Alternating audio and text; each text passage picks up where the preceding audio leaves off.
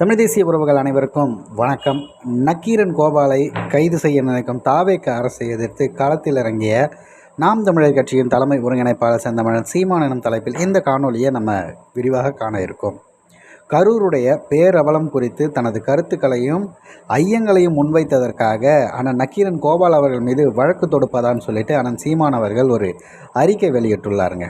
அந்த அறிக்கையில் அவர் குறிப்பிட்டிருப்பது, கரூரில் நடைபெற்ற ஒரு பேரவலம் குறித்து அவருடைய கருத்துக்களையும் ஐயங்களையும் தெரிவித்ததற்காக நக்கீரன் இதழின் ஆசிரியரும் மூத்த பத்திரிகையாளருமான அண்ணன் நக்கீரன் கோபால் அவர்கள் மீது வழக்கு தொடுக்கப்பட்டிருக்கிற இந்த தாவேக அரசுடைய செயல் குடிமகனினுடைய அடிப்படை ஜனநாயக உரிமை கருத்து சுதந்திரத்தை மறுக்கக்கூடிய கொடும் செயலாகும் அப்படிங்கிறத பதிவு பண்ணியிருக்காரு. மாற்று கருத்து தெரிவிப்போர் மீது வழக்கு தொடுத்து அச்சுறுத்துவதும் எல்லாவற்றிற்கும் எடுப்பிலே கைது நடவடிக்கை பாய்ச்சுவதும் என்ற போக்கு கண்டனத்திற்கு உரியது.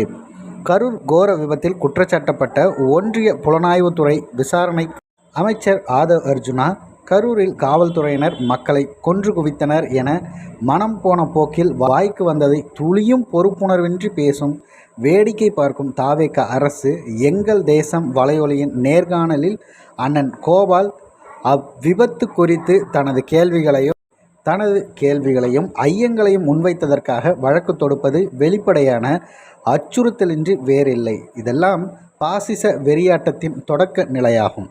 இதனை கடுமையாக எதிர்க்கிறேன். ஆகவே அண்ணன் நக்கீரன் கோபால் மீது தேவையற்று தொடுக்கப்பட்டிருக்கும் வழக்குகளை திரும்ப பெற வேண்டுமெனவும் கருத்துரிமைக்கு எதிராக கொடுங்கோல் போக்கை கைவிட வேண்டும் எனவும் தாவேக அரசை நாம் தமிழர் கட்சியின் சார்பாக நாம் தமிழர் கட்சியுடைய தலைமை ஒருங்கிணைப்பாளர் செந்தமிழன் சீமான் அவர்கள் வலியுறுத்துகிறார்.